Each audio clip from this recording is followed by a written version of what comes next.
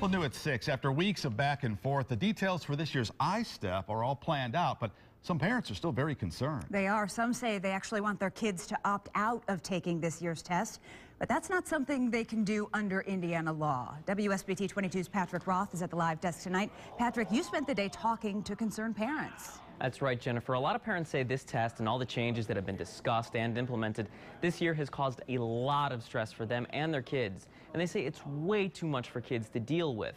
There's a lot of groups online who are talking about finding some way to opt out of this year's ISTEP, but Indiana doesn't provide or recognize any procedure for an opt-out.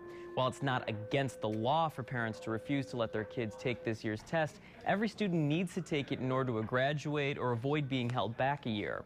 And federal law says points can be deducted from a school's overall grade if they don't test at least 95% of students.